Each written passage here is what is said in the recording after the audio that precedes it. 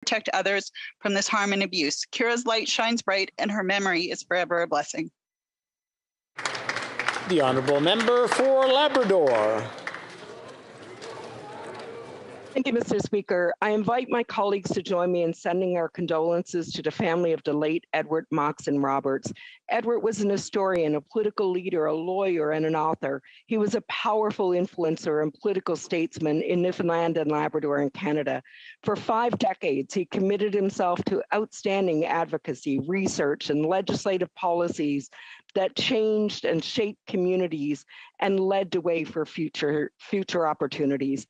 He had tremendous respect for those who served in political life, a loyal and dedicated servant himself, serving as a member of the House of Assembly, a minister of the Crown, the 11th Lieutenant Governor of Newfoundland and Labrador, and a trusted advisor to many provincial premiers. In 2009, he was recognized with the Order of Canada. I, along with my colleague from St. John's South Mount Pearl, will remember him as a loyal friend. So, Mr. Speaker, we acknowledge his dedication, how it benefited the people of his time and the generations that follow. Thank you, and thank my colleagues. Well, member for York Simcoe. Mr. Speaker, it's time to get York Simcoe moving. After decades, the Bradford Bypass is finally being built, ensuring that residents can get from Highway 400 to the 404 faster and safer than ever.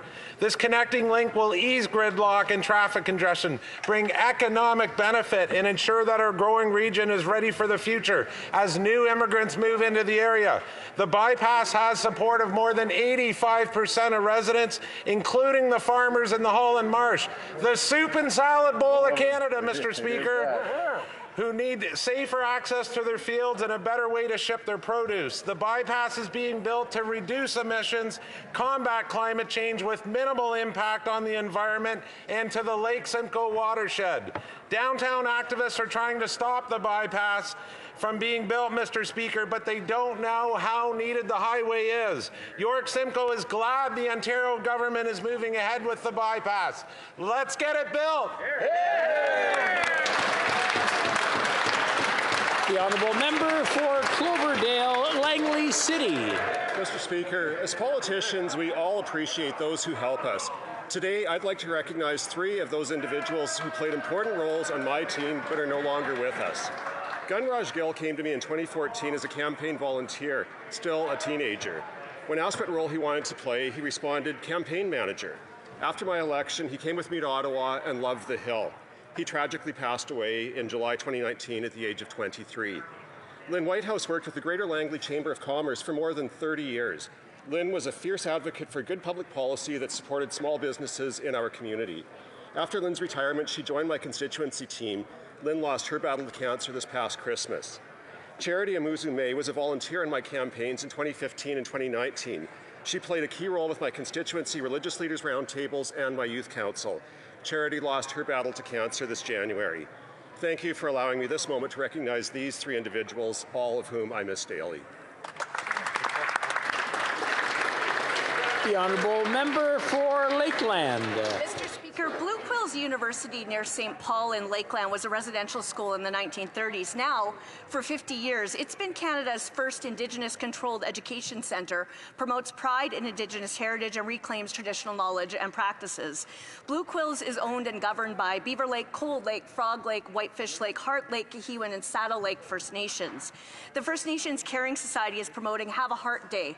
Blue Quills is encouraging students to send Valentine's Day cards to the Prime Minister, and my office will help deliver them.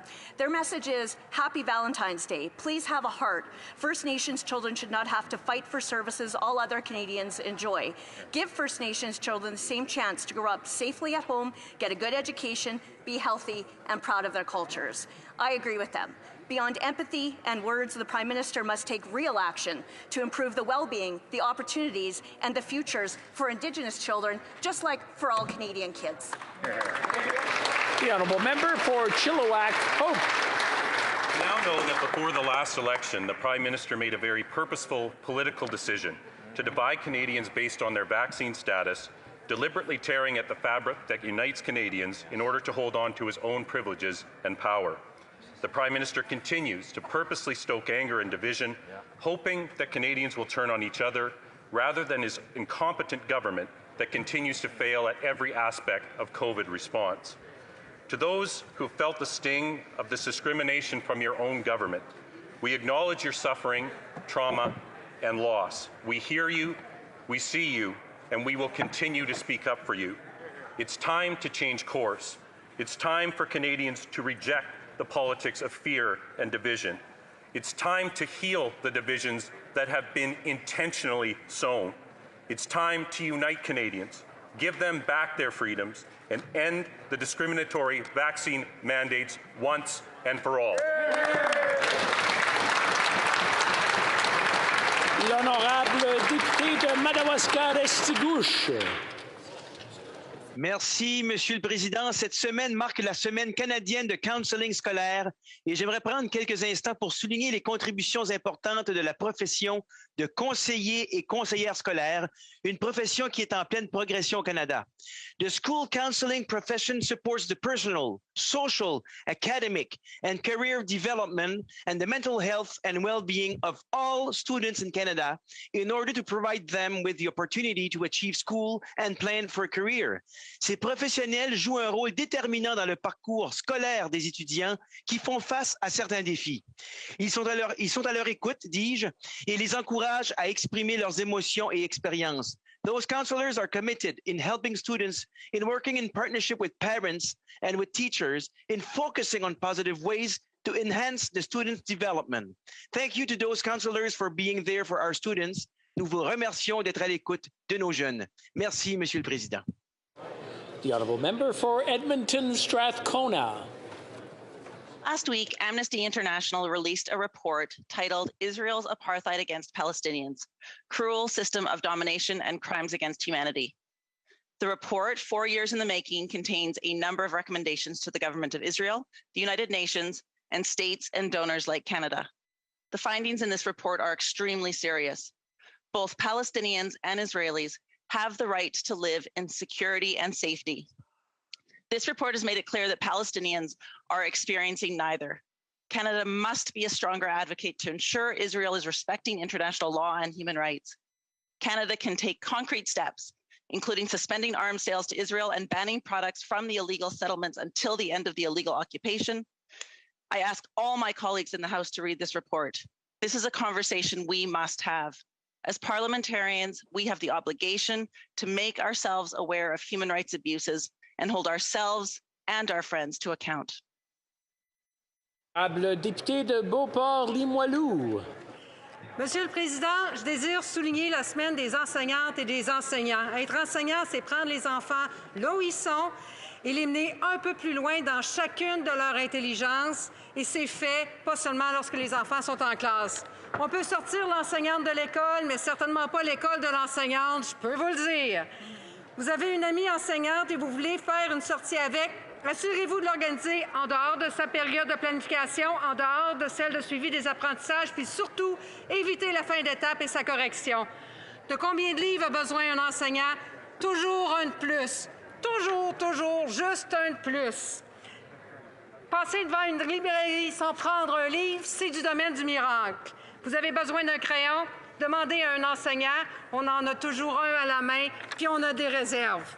Vous voyez un enseignant acheter des articles scolaires, c'est pour sa classe. En somme, les enseignants pensent à nos enfants 12 mois sur 12. Ils sont pleinement dédiés à leur profession et méritent notre respect. Merci, enseignantes et enseignants. Merci. The honourable member for Lethbridge. The Canadian people have suffered an overwhelming amount of trauma in the last 2 years. This is due to forced isolation, countless pandemic restrictions, and moving goalposts.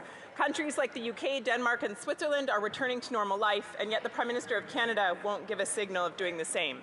It's leaving people confused, frustrated, and hopeless. Domestic violence has increased dramatically, mental health concerns are through the roof, the use of opioids has skyrocketed, life-saving medical treatments have been withheld, cancers have gone undiagnosed, and people have lost their jobs because of a personal medical choice. I am calling on this government to provide compassionate leadership and abandon the harmful lockdown measures and hateful rhetoric that so often accompanies them. We need to come together as a nation and heal. We need to restore dignity, honor, and respect.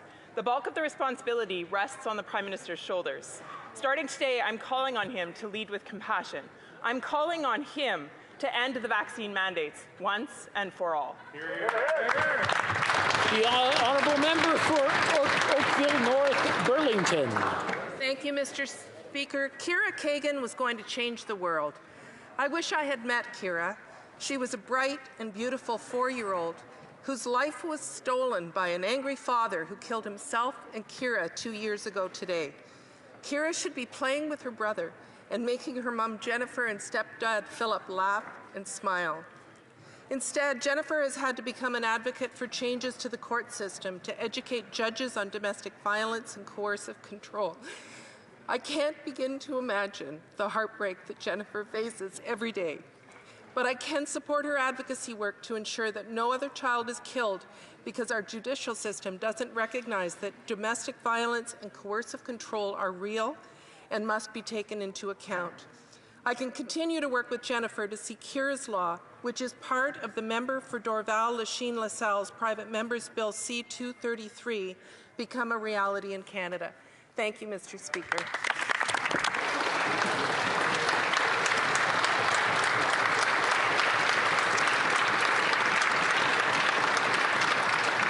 Oral questions. Question orale. The Honourable Leader of the Opposition.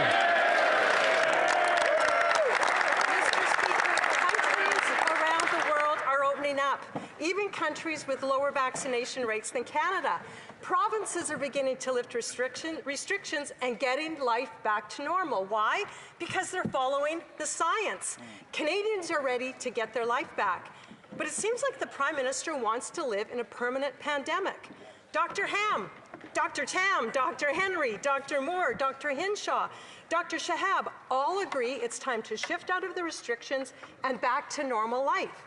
So why is the Prime Minister so offside, not only with the science, but it would seem like with a growing number of his own MPs? Right Honourable Prime Minister.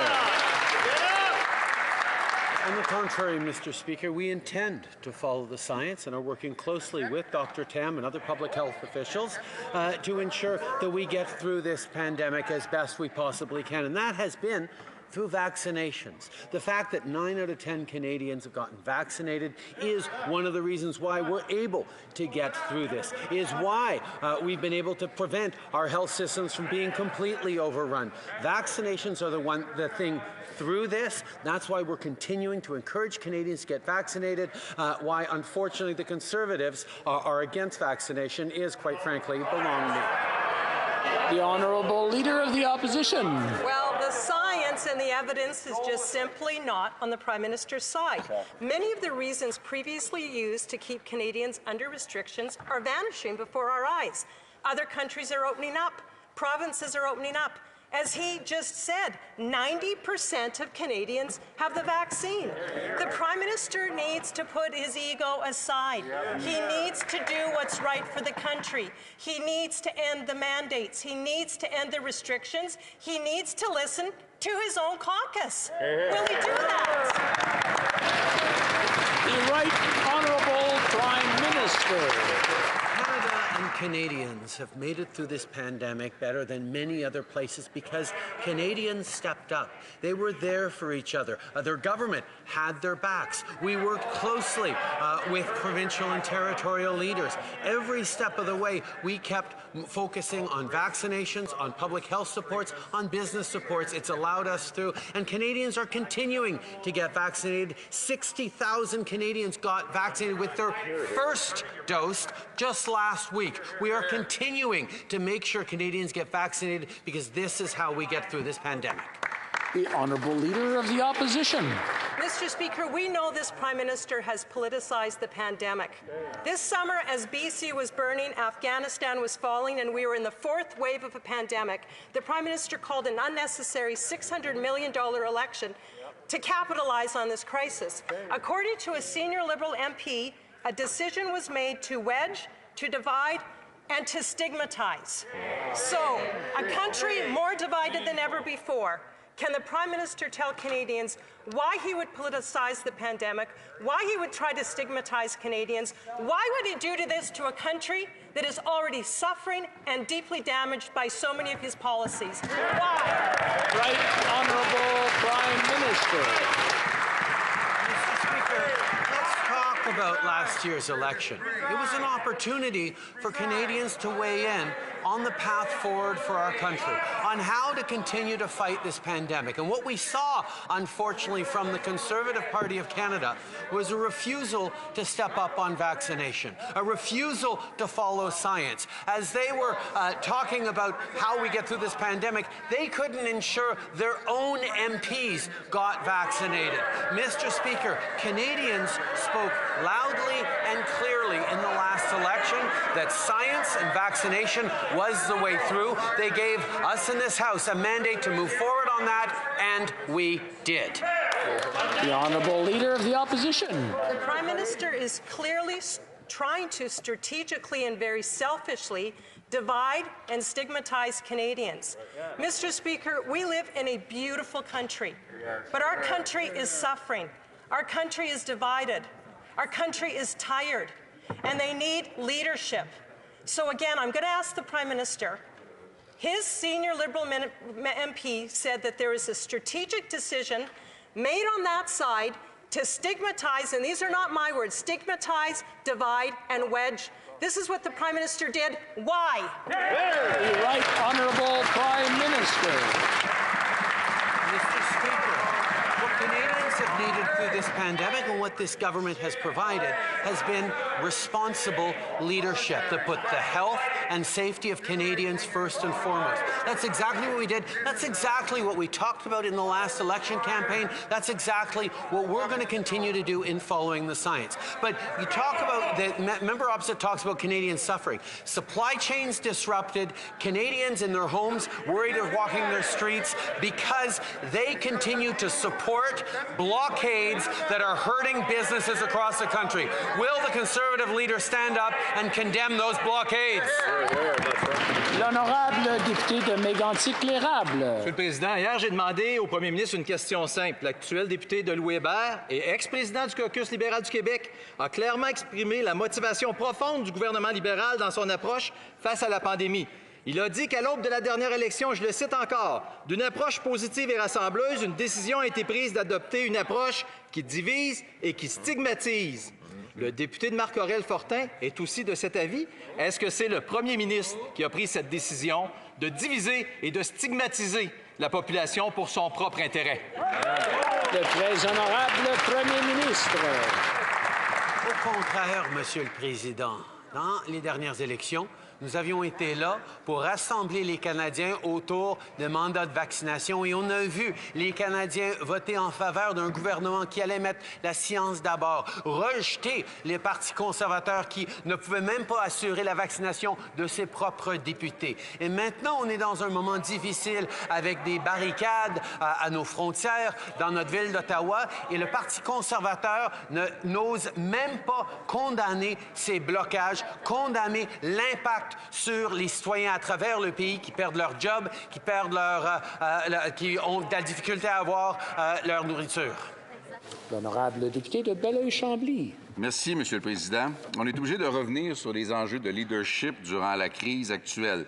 La critique dans les médias est extrêmement sévère et les enjeux internes du Parti libéral du Canada compromettent la capacité d'action du gouvernement.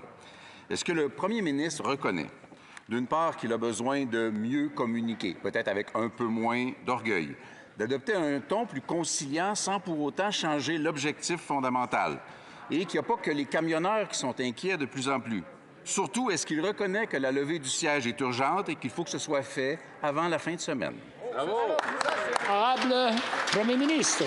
Monsieur le Président, je reconnais absolument, et nous l'avons reconnu depuis plus d'une semaine, que ce siège est inacceptable. L'impact sur les petites entreprises, sur les manufacturiers, sur les chaînes d'approvisionnement continue et que ce soit les barricades aux frontières, que ce soit l'emprise à Ottawa, nous devons de faire tout ce qu'on peut ensemble, tous les différents paliers de gouvernement, pour mettre fin. Ce qui aiderait énormément, c'est que les partis conservateurs disent à ses supporters, à ses sympathisants, d'arrêter de bloquer notre économie et de retourner chez eux. Le député de Belleuil-Chambly. Monsieur le Président, il n'est pas commentateur politique, il est premier ministre. La presse internationale ridiculise le Canada. Le seul leadership du Canada, c'est de multiplier les fronts comparables à celui d'Ottawa dans d'autres villes du monde. Bravo! Canada is back. C'est l'image du Canada qui est compromise et malheureusement aussi celle du Québec. Québec a bien géré la ville et le gouvernement. Qu'est-ce qu'il va falloir au premier ministre pour se mettre à bouger, à sautiller, à faire quelque chose, à agir? Bravo! Les honorables premiers ministres. Quand il y a eu, il y a quelques jours, des manifestations à Québec, le gouvernement provincial, le gouvernement municipal a pu très bien gérer la situation, mais nous étions là, si nécessaire, pour envoyer plus d'aide. Mais ils l'ont bien fait. À d'autres endroits, ça a été bien fait. Il y a des défis ici à Ottawa et nous sommes ici pour appuyer les autorités locales, pour faire le travail avec la province, pour s'assurer qu'on reprenne l'ordre et le calme ici. Mais l'important, ce serait que le Parti conservateur du Canada appelle à une fin à ces barricades et arrête d'encourager leurs supporters de continuer à bloquer le Canada et l'économie. Le député de Burnaby Sud. Thank you, Mr. Speaker. We have truckers that are stuck at the border in the Coutts border crossing in Alberta. We have truckers stuck at the Ambassador Bridge crossing in Windsor. We have an occupation in Ottawa that has hit the citizens and residents and small businesses extremely difficultly. And we know that a significant portion of funding of this convoy is from foreign U.S. dollars. So will the Prime Minister do everything possible to stop this convoy and these protests by contacting U.S. officials and investigating where these funds are coming from and working with them to stop it? Honorable Prime Minister. Mr. Speaker, we're working very hard with partners at different levels of government to make sure that we're ensuring that the flow of funds to criminal activities is interdicted. We're going to continue to do that while all the same time ensuring that there is a right for free and open legal protests. That is extremely important in this country. I will highlight, however, the irony that the member opposite brought up, which is indeed a harsh one, that when this convoy originally was all about truckers protesting, now it's truckers being protested, being prevented from doing their jobs of putting food on our tables and supporting our manufacturers. The honourable member for Burnaby South. On a des camionneurs à la frontière à Coutts, à la frontière à Windsor, qui à ce moment sont arrêtés, sont bloqués. Et aussi, on a un siège, une occupation à Ottawa. Les manifestations du convoi a frappé fort à travers le pays et c'est clair qu'ils sont financés en part de l'argent étranger. Est-ce que le Premier ministre va communiquer avec ses homologues aux États-Unis pour faire enquête et arrêter ces fonds? Honorable Premier ministre. Monsieur le Président, nous avons effectivement travaillé avec nos partenaires, incluant des partenaires internationaux, pour assurer qu'il n'y a pas qu'on surveille les fonds qui vont vers les organismes et les entreprises et les activités criminelles ici au Canada, et ce travail va continuer. Mais c'est intéressant à réfléchir au fait qu'un convoi et des barricades qui étaient dans leur début supposées être par les camionneurs sont maintenant rendus à bloquer les camionneurs dans leur travail pour livrer des emplettes et l'épicerie pour les Canadiens, de livrer de la marchandise et des produits à nos manufacturiers. Les camionneurs sont maintenant victimes de ces... L'honorable député, the honourable member for Cumberland-Colchester. Mr. Speaker, last year an all-party parliamentary committee urged the Prime Minister to promise he wouldn't call an election. In fact, at that time, the Prime Minister himself said he had no interest in calling an election during the pandemic. Canadians were misled. Instead of prioritizing the health and safety of Canadians, he forced an election. This begs the question, Why did the Prime Minister jeopardize the health of Canadians to save his own job? The Right Honourable Prime Minister. Mr. Speaker, in that election, Canada had an extremely important conversation about how to move forward through this pandemic. And partially because of the clear answers... I'm sorry, I'm going to have to interrupt the Honourable, the Right Honourable Prime Minister. The Honourable Member for Cumberland Colchester asked a question, and I'm sure he can't hear the answer with all the shouting going on around him. So I'm just going to ask everyone to tone down so that the Honourable Member for Cumberland Colchester can hear the answer. The Right Honourable Prime Minister. Mr. Speaker, in the last election, Canadians were presented with a very clear choice of moving forward with strong vaccination policies that would ensure Canadians were safe, or the Conservative proposal to not really step up on vaccination, not even ensure that all of their members were vaccinated as MPs, and not the kind of leadership on science they wanted. Canadians made a very clear choice to choose and vote for parties that supported vaccine mandates, and that's exactly what has gotten us through this pandemic to this point, with lower death rates than other countries around the world, despite all the tragedies we have faced. Honourable Member for Cumberland Colchester. Mr. Speaker, sadly what we ended up with is seeds of division having been sowed and Canadians suffering. We've suffered financially, socially, morally, mentally, and physically. And according to the Misery Index, we are a very miserable nation. Shame. For almost 2 years now, Canadians have borne the yoke of loss, uncertainty, and lack of hope. The backs of Canadians are about to break. Canadians are miserable because of the Prime Minister.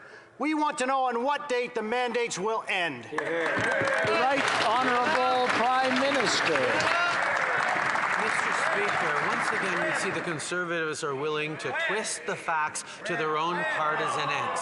The reality is vaccine mandates and the fact that Canadians stepped up to get vaccinated to almost 90% ensured that this pandemic didn't hit as hard here in Canada as elsewhere around the world.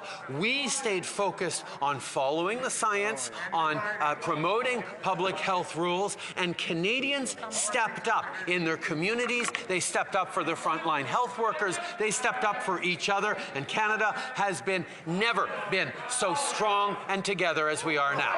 L'honorable député de Charbot-Haute-Saint-Charles.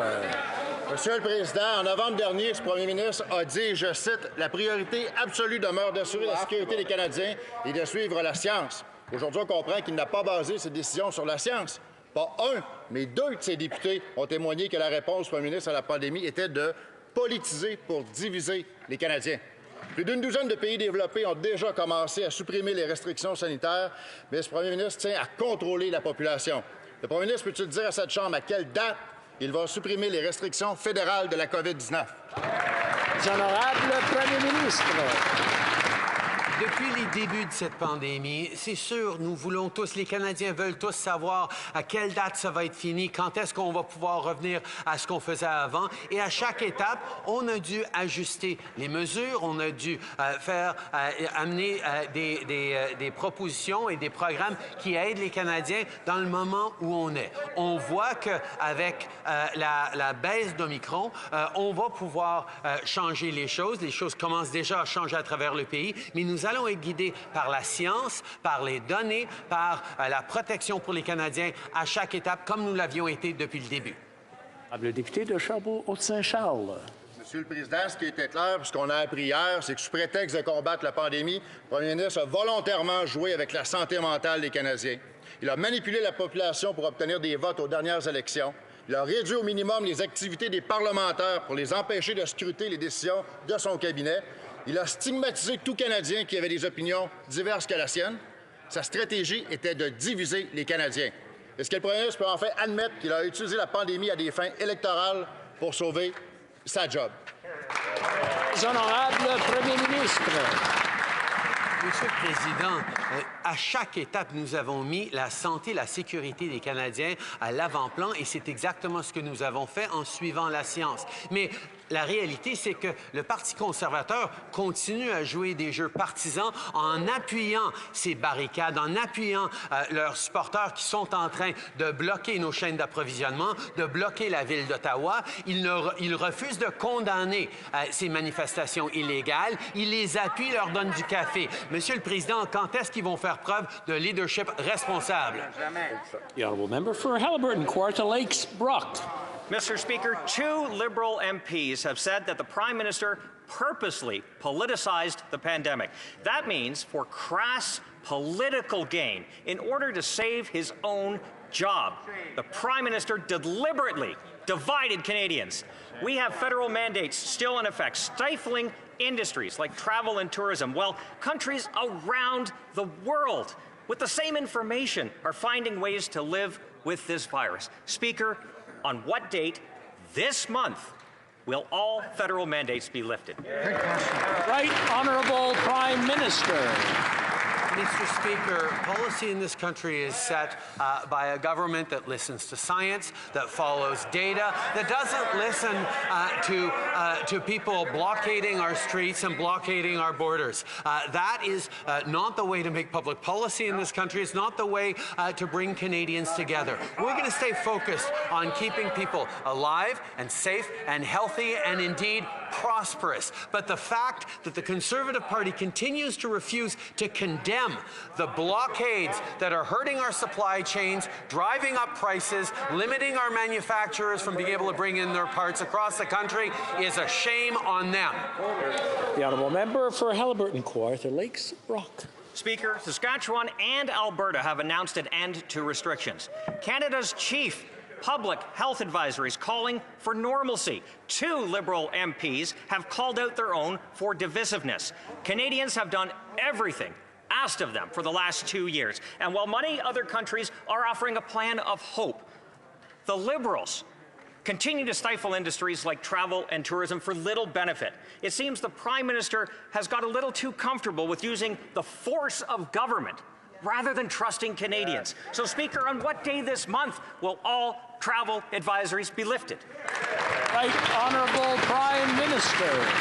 Speaker, the member opposite talks about stifling industries. The reality is the support of the Conservative Party of Canada for people barricading our streets and our border crossings is harming businesses, is harming Canadians who are putting food on the table, is driving up prices, is causing uncertainty, instability, and frustration on top of people who have suffered too much because of this pandemic over the past 2 years. It is time for the Conservative Party to show responsible leadership, to condemn these blockades, and all of us to move forward together.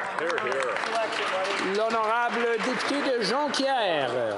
Monsieur le Président, le député libéral de l'U a compris, lui, que la position du Premier ministre sur les transferts en santé est intenable. Le PM doit impérativement augmenter le financement de la santé à long terme. C'est incontournable pour qu'on puisse devancer les chirurgies délestées, engager des infirmières, augmenter le nombre de lits pour qu'on n'ait plus jamais à confiner toute une population pour protéger le système de santé. 85% des citoyens, Monsieur le Président, exigent du Premier ministre une augmentation des transferts de santé jusqu'à 35% pour couvrir les coûts. Est-ce que le Premier ministre va les écouter? C'est leur argent qu'il a entre les miens, pas le sien. Le très honorable Premier ministre. Monsieur le Président, depuis les débuts de cette pandémie, nous avions été là pour augmenter les transferts en santé, pour augmenter les investissements en santé. En plus du 43 milliards de dollars que nous transférons aux provinces et territoires à chaque année pour leur système de santé, nous avions investi 63 milliards de dollars supplémentaires justement pendant cette pandémie pour aider à nos systèmes de santé. Et oui, nous allons continuer d'être là dans le moyen terme et dans le long terme avec des augmentations pour s'assurer que les Canadiens soient en sécurité. Le gouvernement fédéral sera là pour eux comme il l'a été depuis 2 ans. L'honorable député de Jonquière. Être là, Monsieur le Président, on n'est plus capable. Le premier ministre est seul à s'obstiner pour ne pas augmenter à 35 % sa part du financement de la santé. Même son député Louis Hébert le dénonce. Ainsi, il rejoint tous les partis de l'Assemblée nationale, tous les gouvernements, ceux du Québec, des provinces et des territoires, 85 % des Canadiens, 86 % des Québécois. Monsieur le Président, quand on est tout seul à avoir raison, c'est souvent parce qu'on est trop entêté pour dire qu'on a tort. Ouais. Ainsi, plutôt que s'entêter contre tout le monde, quand est-ce que le premier ministre va faire sa juste part pour la santé? Bonne question. Très honorable Premier ministre. Je comprends pas, Monsieur le Président, ce que je peux dire de plus pour que le député en face accepte un oui comme réponse. Oui, nous allons être là pour continuer d'augmenter les transferts en santé parce que oui, nous avions été là avec 63 milliards de dollars de plus du fédéral pour nos systèmes de santé. On va continuer d'être là. On sait à quel point on a besoin de travailler ensemble pour livrer des meilleurs systèmes de santé pour nos citoyens. Le gouvernement fédéral, comme il a été là avec 8 $ sur 10 de toute l'aide pendant la pandémie, va être là pour nos systèmes de santé. The honourable member for Regina Louvain. Mr. Speaker, there are people across this country asking this Prime Minister for clarity, leadership, and hope. People are so frustrated with this Prime Minister that there's protests nationwide. Canadians are just asking for respect and to be listened to. With the continued uncertainty and brazen disregard for legitimate concerns around the state of our country, I asked the Prime Minister the simple question: can he share with us what evidence he has to justify implementing an interprovincial trucking mandate? Honourable Prime Minister. Mr. Speaker, you can't end a pandemic with blockades. You can't end a pandemic by decreeing it. You can't even end it by legislation. You need to end it with science. You need to end it with public health measures. You need to end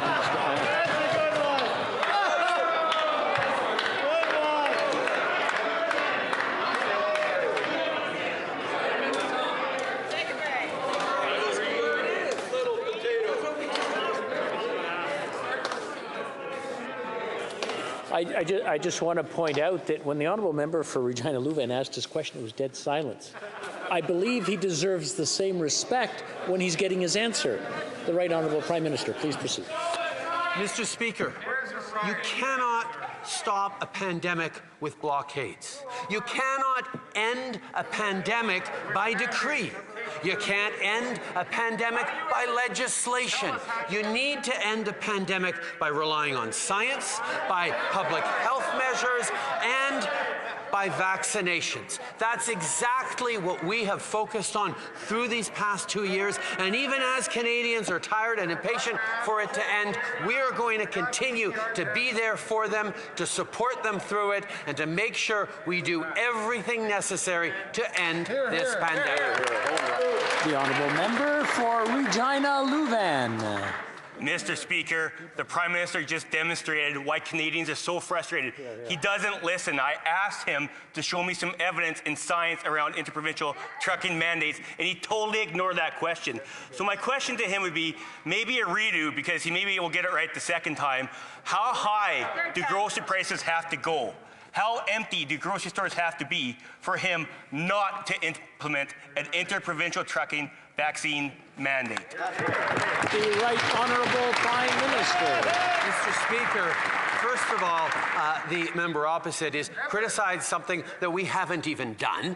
So there's already that issue there. But secondly, he talks about empty grocery store shelves. He talks about disruptions to supply chains. The reality is, Mr. Speaker, right now, people in Windsor are suffering and losing their jobs because they can't get auto parts across the Ambassador Bridge. People in Alberta are seeing shelves empty because they can't get deliveries across the Coots border crossing. And this Conservative Party that supports these blockades won't even stand up and say, enough is enough, it's time to go home. The honourable member for Grand Prairie Mackenzie.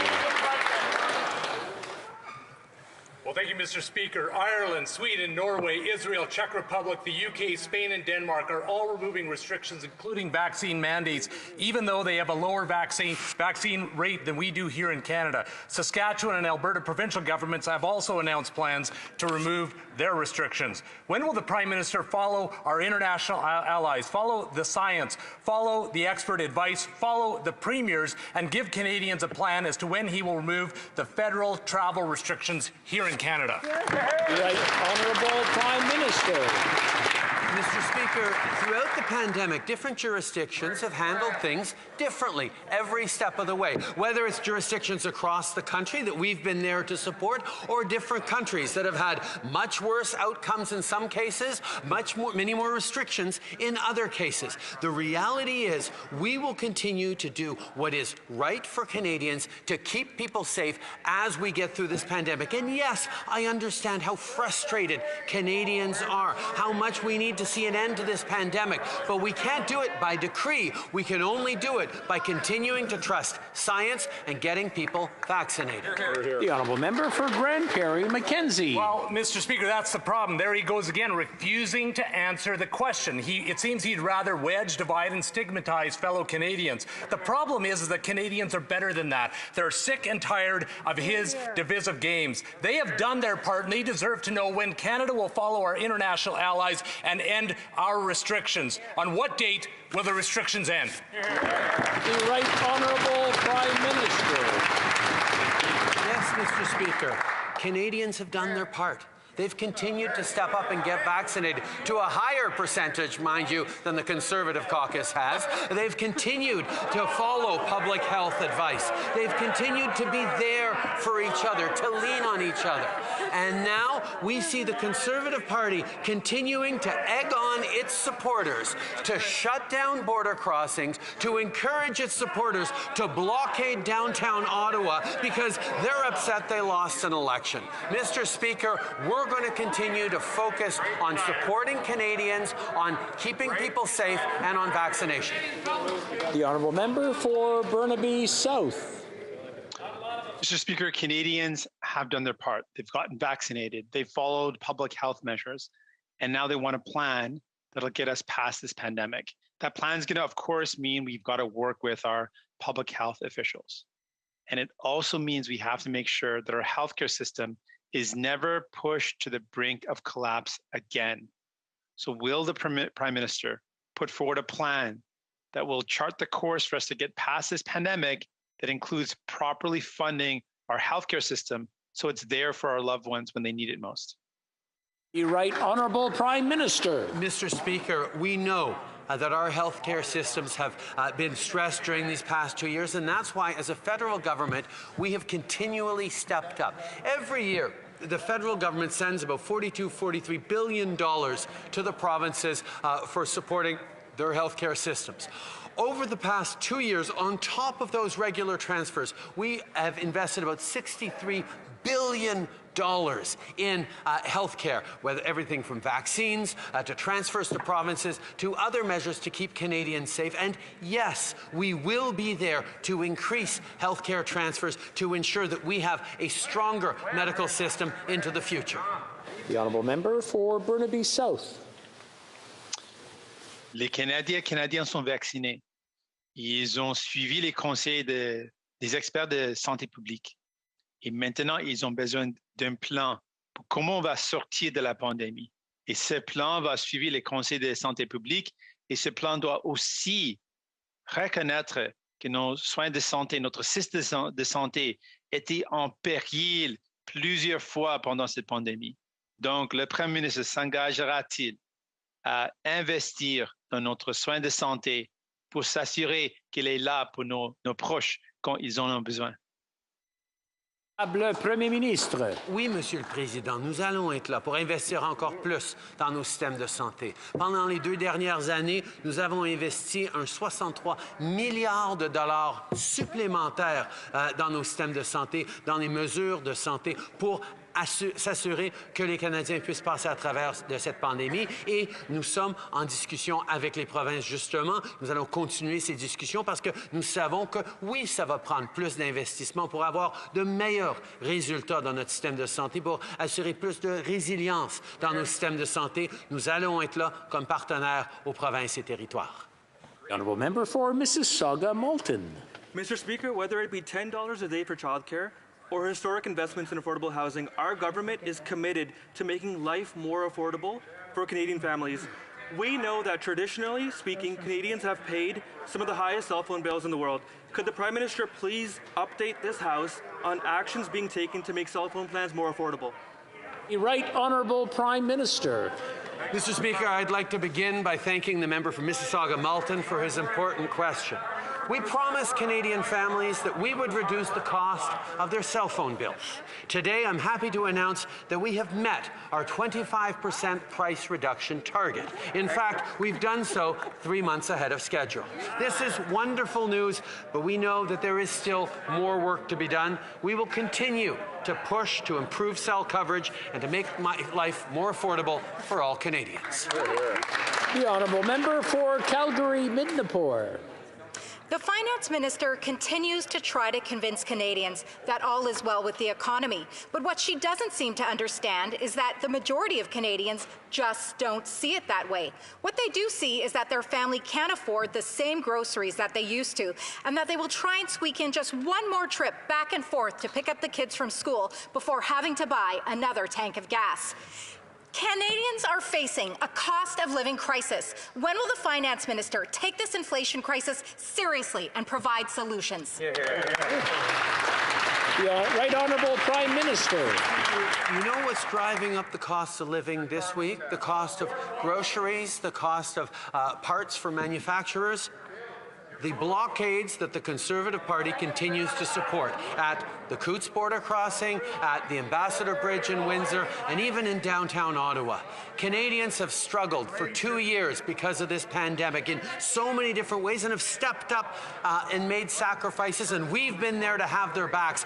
Why, right now, does the Conservative Party not have Canadians' backs and instead choose to support those who are blockading their neighbours and our economy?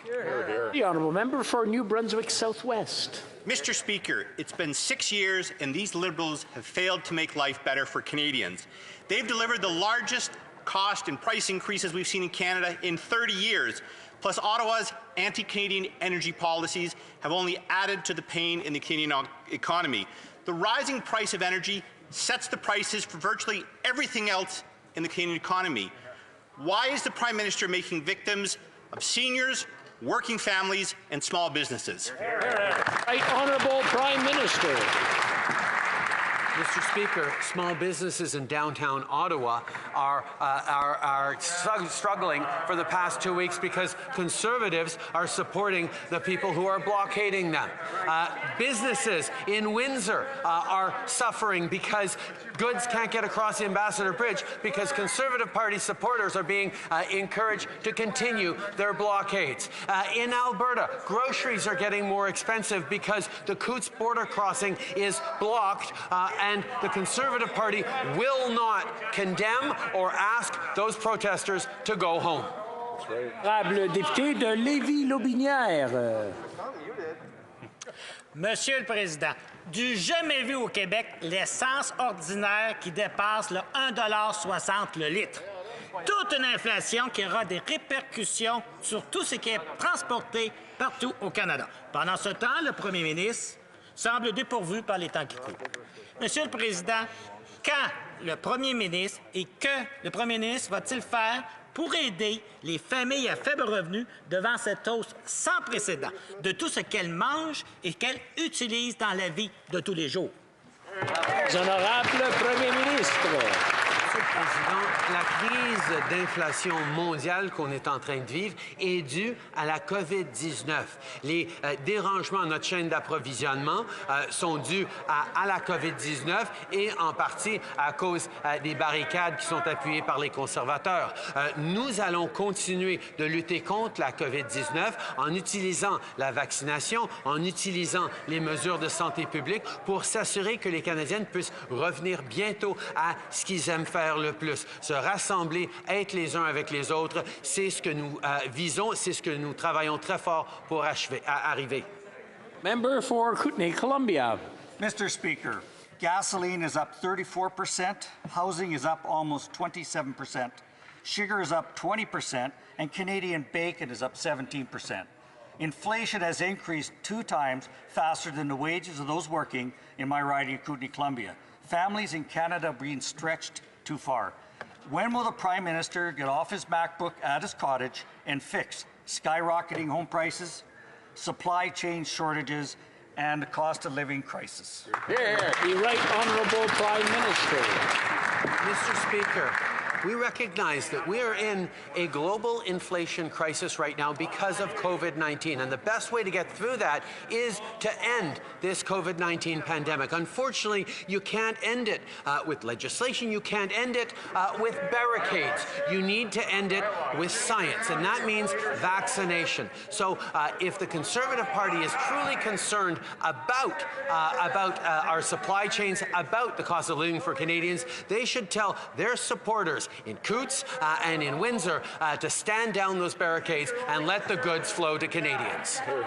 L'honorable député de Salaberry-sur-Roi. Monsieur le Président, depuis 8 mois, le Premier ministre coupe le supplément de revenu garanti des aînés qui ont légitimement reçu de la PCU.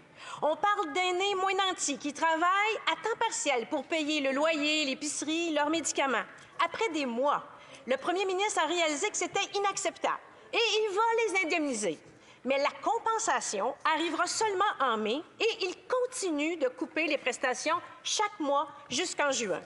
Après 8 mois de sacrifice pour ces aînés, est-ce que le Premier ministre convient qu'ils méritent mieux que de manger de la misère jusqu'à la fin du printemps? Très honorable Premier ministre. Monsieur le Président, la pandémie a été très difficile sur les aînés et notre gouvernement a été là pour les aider. Nous aidons les aînés par le biais d'un paiement unique pour les personnes âgées dont les prestations ont été affectées par les soutiens de la pandémie. Et aujourd'hui, nous avons présenté le projet de loi C-12 pour exclure le revenu de prestations pandémiques aux fins du calcul du SRG. Nous demandons donc à tous les partis, incluant le Bloc, de nous appuyer et à adopter rapidement ce projet de loi afin d'empêcher toute réduction future du SRG pour les aînés à faible revenu. Notre gouvernement continuera d'être présent pour les aînés. Le député de Salaberry-sur-Roi.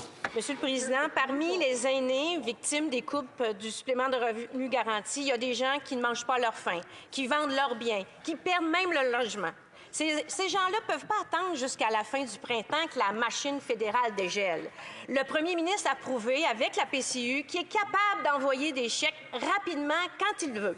Si le Premier ministre a été capable d'envoyer de la PCU à des millions de personnes dans les 10 jours suivant leur demande, il est capable d'indemniser les aînés, les moins nantis, avant la fin du printemps.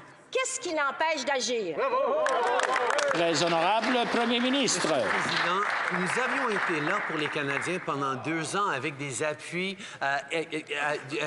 du jamais vu en termes d'appui pour les Canadiens, incluant pour les aînés. On les a aidés avec de l'argent supplémentaire pendant cette pandémie parce qu'on sait que ça a été très difficile. Mais effectivement, à cause de cet argent, il y a certains aînés qui sont en danger de perdre les bénéfices dont ils ont besoin cette année. C'est pour ça que nous envoyons un paiement unique rapidement et que nous proposons dans un projet de loi déposé hier de régler une fois pour toutes ce défi et nous attendons à ce que les autres partis qui se préoccupent des aînés nous appuient là-dessus. The honourable member for Barrie Innisfil. 2 weeks ago, the Ethics Committee unanimously, including all Liberal committee members, agreed that a tender be postponed to stop the Liberals from secretly collecting the mobility data of Canadians until MPs could be sure that the privacy rights of Canadians were not being violated. But yesterday, In an unbelievable move, the entire Liberal caucus, including the same members who voted for it, voted against stopping the RFP. What a disgrace. Why would the Prime Minister vote against the committee's recommendations to make sure that the privacy of Canadians were protected?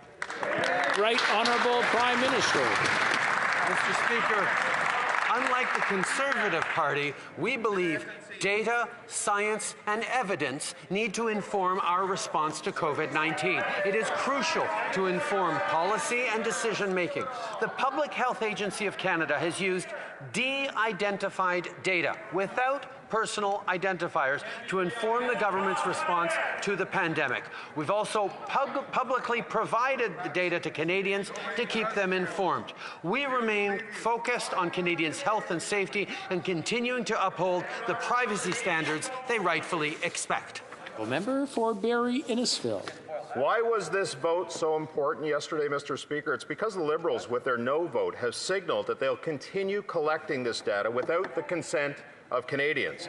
And when you start connecting the dots, a pattern has developed by these Liberals using the distraction of a pandemic as an opportunity for massive expansion and overreach to abuse the rights and freedoms of Canadians, including their privacy rights. Would the Prime Minister at least provide a coherent reason why he thinks putting a pause on this tender was a bad idea until we can ensure that the Canadians' privacy protection rights were protected? Right Honourable Prime Minister. Mr. Speaker, we are fighting a global pandemic right now, and every step of the way we have been informed by science and data to do that. Yes, we've been protecting Canadians' privacy rights, which are always important, but we will use the tools we have to keep Canadians safe and defend their rights and values. Unfortunately, we do see the pattern of the Conservative Party that tried to scrap the long-form census, that is constantly against data and evidence, pushing back against science and data. We will be informed by the facts and by science in what we do. The Honourable Member for Sturgeon River Parkland. Mr. Speaker, yesterday at Public Safety Committee, I asked Toronto's Deputy Chief of Police if the Liberals' plan to spend $1 billion taxpayer dollars on a firearms buyback would have any effect on improving public safety. His answer, which has been echoed by law enforcement across this country, is that gun buybacks don't work. My question to the Prime Minister, why is he ignoring law enforcement experts? Why won't he scrap this ineffective, wasteful, and ideological scheme? The Right Honourable Prime Minister. Crystal clear right now. The Conservative Party of Canada is asking us to bring back, to re-legalize assault weapons. That was something that was debated during the election campaign that they are trying hard to forget. We banned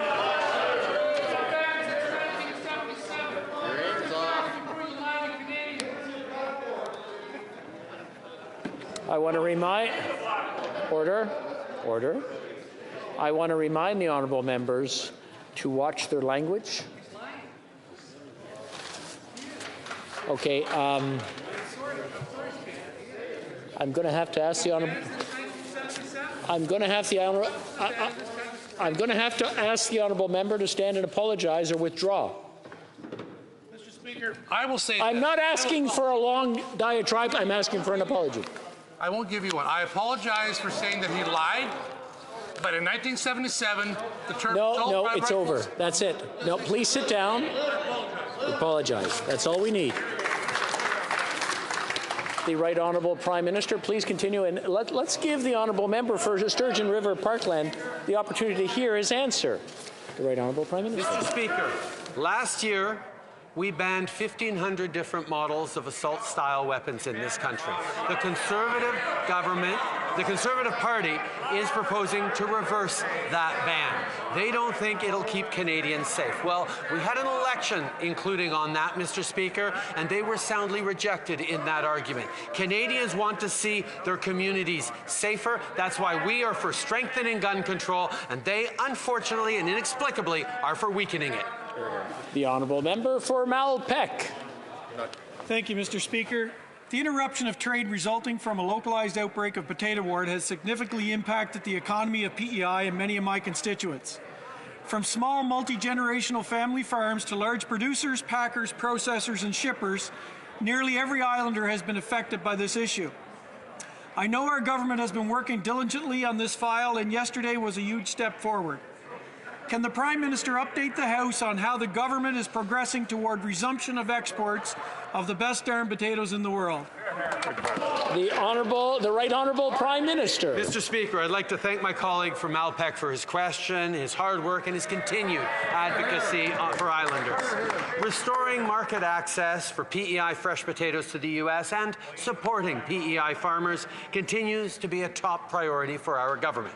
Thanks to the work of two of our colleagues who went to Washington and their science-based approach, the export of table stock potatoes to Puerto Rico can now resume. Wow. Mr. Speaker, we will continue to defend our farmers and to push for a science-based approach until potato exports are completely restored. L'honorable député de Mégantic-L'Érable. Le 13 août, le premier ministre annonce la vaccination obligatoire au niveau fédéral. Le 15 août, il déclenche des élections inutiles. Le 8 février, le chat sort du sac. Contrairement à ce qu'il dit depuis le début de la période de questions, Monsieur le Président, 2 députés de son propre caucus dénoncent la décision prise par son parti d'avoir sciemment adopté une approche qui divise et stigmatise à des fins strictement électorales. Comme le dit si bien Emmanuel Latraverse, le premier ministre a beau dire qu'il suit la science, on a tous compris que c'est bien relatif. Pourquoi le premier ministre a-t-il tourné le dos aux Canadiens? À quelle date il a pris cette décision de diviser et stigmatiser pour mieux régner? Le très honorable premier ministre. Dans ces dernières élections, on a présenté aux Canadiens une vision très claire de comment on allait pouvoir passer à travers cette pandémie. Ça incluait des mandats de vaccination pour tous ceux qui voulaient embarquer dans un avion ou prendre un train et pour la fonction publique fédérale. Les Canadiens ont pu se prononcer pendant ces élections sur ces enjeux-là et ont voté en grande majorité pour des députés de partis qui appuyaient ces mandats de vaccination. C'est la réalité, Monsieur le Président, et c'était très important pour ce pays de pouvoir aller de l'avant avec un mandat clair pour assurer la fin de cette pandémie par la vaccination, et c'est exactement ce qu'on a fait. Excellent. Le député de Mégantic-L'Érable. Le député de Louis Hébert était beaucoup plus clair. On ne peut pas mettre fin à la pandémie sans leadership. On ne peut pas mettre fin à la pandémie en divisant et stigmatisant la population. On ne peut pas mettre fin à la division en restant caché et en refusant de prendre ses responsabilités, Monsieur le Président. Il a fallu qu'un de ses propres députés, le président du caucus libéral du Québec, dénonce son plan électoral machiavélique pour qu'il sorte de sa cachette. Est-ce que le premier ministre va admettre son erreur, s'excuser aux Canadiens d'avoir pris cette fameuse décision et travailler avec les chefs de parti pour mettre fin à la division et aux manifestations? Le très honorable premier ministre. Les choix qu'a fait ce gouvernement pendant cette pandémie, de suivre la science, d'être là pour appuyer les petites entreprises, les aînés, les travailleurs, d'encourager la vaccination pour tout le monde, d'amener des mandats pour les voyageurs et la fonction publique fédérale, c'est toutes des choses qui ont sauvé des vies, qui sont assurées qu'on ait pu passer à travers de cette pandémie mieux que bien d'autres pays. Et les Canadiens ont continuellement été là les uns pour les autres. C'est ce qui va continuer de faire, mais j'encourage les conservateurs d'être là pour les Canadiens et de demander à une fin aux barricades. The Honourable Leader of the Opposition. Mr. Speaker, let me be clear. Conservatives want the protests and the barricades to end. We want people to be able to head back to work and go home knowing that they have been listened to and that they've been respected. The Prime Minister holds the key. I've asked the Prime Minister, I've sent him a letter, I've asked him if he would be willing to meet with other leaders, with myself, so that we could work constructively to end this impasse. Will he meet with us? Can we work together to find a solution? Thank you. Right Honourable Prime Minister. Mr. Speaker, the interim leader of the Conservative Party knows well that we spoke right after her election as leader to be able to work together to end this pandemic and to end these barricades and this blockage. Unfortunately, we see Conservative members continuing to encourage and support the blockades that are going on in downtown Ottawa, at the Coutts border crossing, at the Windsor Bridge. When are Conservatives going to stand up for ordinary Canadians putting food on the their shelves and their jobs. When are they going to stand up, condemn these barricades? L'honorable député d'Orval-Lachine-LaSalle. Monsieur le Président, cette semaine est la semaine du développement international. Et on tient à remercier les travailleurs, les partenaires et les bénévoles du secteur qui travaillent fort pour améliorer la vie des gens dans de nombreux pays. Cette année, j'aimerais attirer l'attention sur les femmes et les filles qui font face à des défis uniques exacerbés par la pandémie. L'honorable Premier ministre peut-il nous dire ce que fait le Canada pour soutenir les femmes et les filles à l'étranger? Merci beaucoup. Honorable Premier ministre. Monsieur le Président, j'aimerais remercier ma collègue de Dorval-Lachine-LaSalle pour cette question et son travail acharné. Elle a tout à fait raison.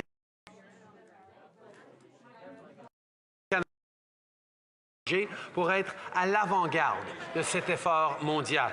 Grâce à notre politique d'aide internationale féministe, nous travaillons en étroite collaboration avec nos partenaires internationaux afin de réduire la pauvreté et l'inégalité et de relever les défis uniques auxquels sont confrontées les femmes et les filles. Monsieur le Président, nous allons continuer nos efforts à cet égard. The honourable member for Burnaby South. The Ambassador Bridge crossing in Windsor is one of the busiest in all of Canada, and it's vital to the people of Windsor and the surrounding region. Windsor and the surrounding region rely heavily on travel back and forth between the border. Residents, small businesses, manufacturing sectors all require it. Right now, because of the convoy protests, truckers are being blocked, and it's severely impacting Windsor and the surrounding region. What is the Prime Minister doing to end that shut down and open up the border for the truckers to get back home and deliver the goods to Windsor and the surrounding region? The Right Honourable Prime Minister. Mr. Speaker, the Ambassador Bridge is critical for trade, and this blockade poses significant risks to our supply chains. Illegally blocked trade routes means empty shelves, higher prices, and layoffs in the trucking, manufacturing, and retail sectors. It is ironic, Mr. Speaker, that a protest and a blockade that was ostensibly by truckers is now blockading truckers themselves. Mr. Speaker, Canadians have the right to peaceful protest, but they don't have the right to illegally block our roads or harass residents. So I want to once again thank the 90% of truckers who've been vaccinated and working hard every day to keep our economy moving. Member for Saanich Gulf Islands. Thank you, Mr. Speaker. I'd like, through you, to extend to the Prime Minister my thoughts and hopes that he and his children are recovering well. My question is that this week marks 2 years since we had any financial update from the Trans Mountain Corporation, one that we lamentably own after incredibly foolishly buying the climate-killing Trans Mountain Pipeline. It now appears to be 5 times above its original cost estimate. Will the Prime Minister agree that we need a full, transparent review of the alleged costs and benefits before a single additional penny is wasted on this project? Right Honourable Prime Minister. Mr. Speaker, Canadians know that we need to make sure we are decarbonizing our economy and reaching net zero by 2050. But in the coming years, we're going to continue to rely on oil and gas as we move forward in our economies. That's why making sure we get the best possible price for our oil sources so we can invest in the transformation of our economy is important. That's why the Trans Mountain Pipeline, which allows us to get product to countries other than the United States, is important for our economy, but it is also a way to make sure we're investing in the transformation towards a greener economy. I'm afraid that's all the time we have for question period today. C'est tout le temps que nous avons aujourd'hui. It being 3:20 p.m., pursuant to order made on Thursday, November 25th, 2021, the House will now proceed to the taking of the deferred recorded division on the motion of Mr. Steinley relating to the business of supply. Call in the members. Convoquez les députés.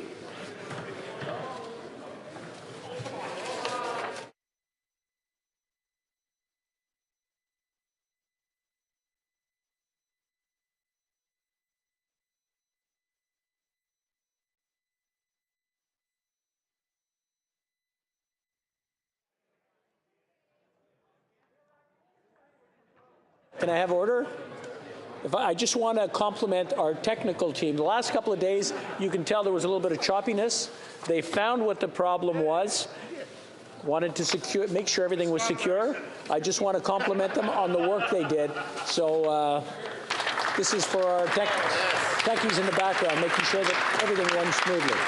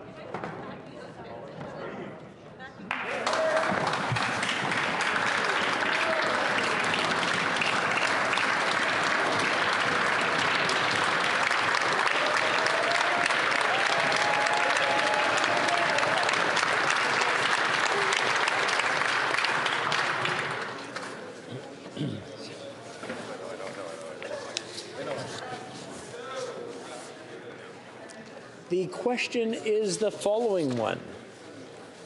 Mr. Steinley, seconded by Ms. Block, moved, whereas on October 21st, 1880, the Government of Canada entered into a contract with the Canadian Pacific Railway Syndicate for, may I dispense? Thank you.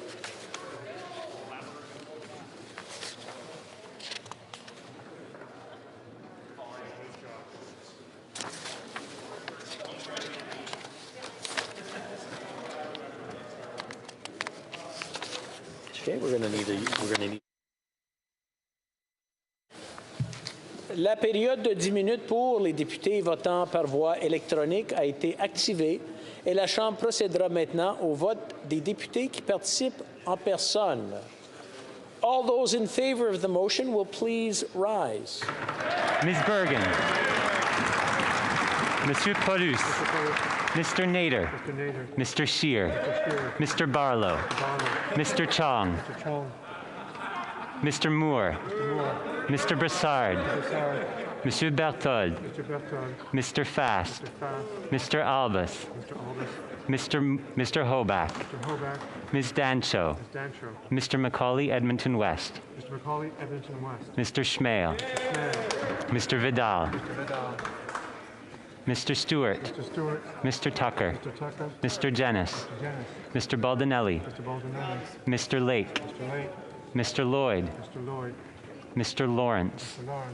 Mr. Duncan, Stormont Dundas, South Glengarry. Mrs. Gray. Mr. Kimmich. Mr. Calkins. Ms. Lanceman. Mr. Upal. Mrs. Kuzi. Mr. Malillo.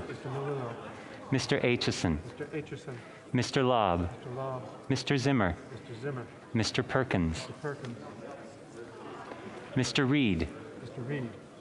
Mr. Small. Mr. Caputo. Ms. Ferrari. Monsieur Gould. Mr. Steinley. Ms. Rude.